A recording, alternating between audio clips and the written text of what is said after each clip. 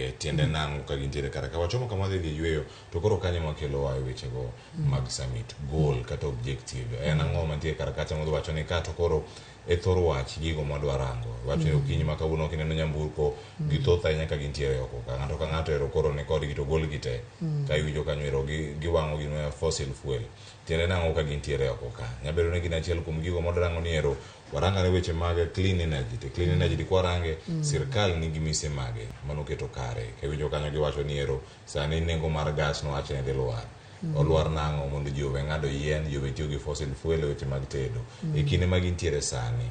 gi achiel kuom moko bende pikipiki bero osewach ni kelo mano mar sitima mondo mi kik obed ang'o kik ti gi machielo mawang'o diesel kata mawang'o petrol kinde ma gintiere oko ka tiende nang'o ka romo mag alamoro ni biro e piny Kenya e piny ma wan bende wawegi pod wan gi midhiero kata chiedh nade maluwore kod magi mag lokruok mar kor lwasi.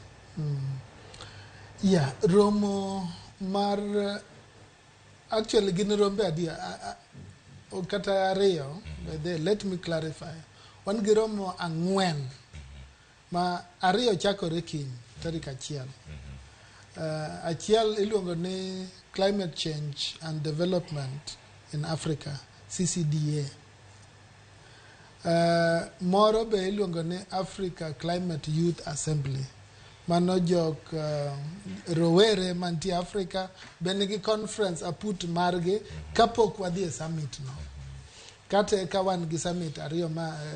conference ariyo ma wacho achiel summit mar jotelo and moro mar experts kaka wacho cha to lengo maduong' mar the summit or this conference and mondo me omi jotelo thuolo mondo me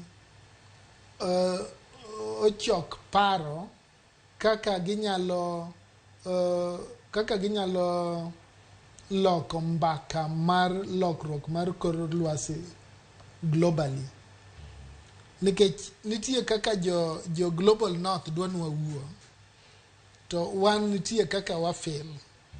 kaka jo global south especially Africa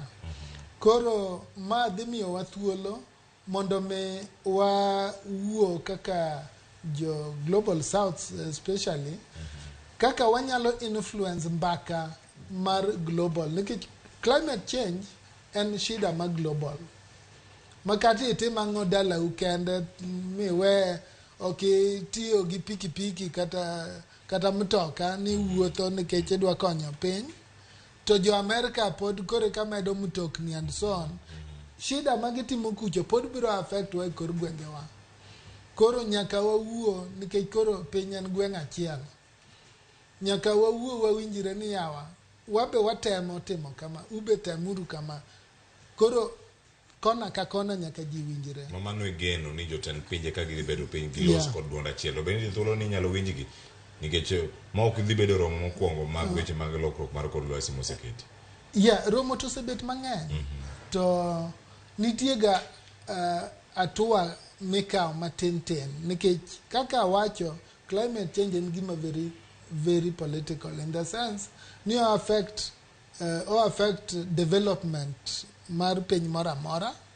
pinje kaka America climate change is a highly political thing maong'e ni ka in Democrat to support kone ka in Republican to in wach climate change okidwa winjo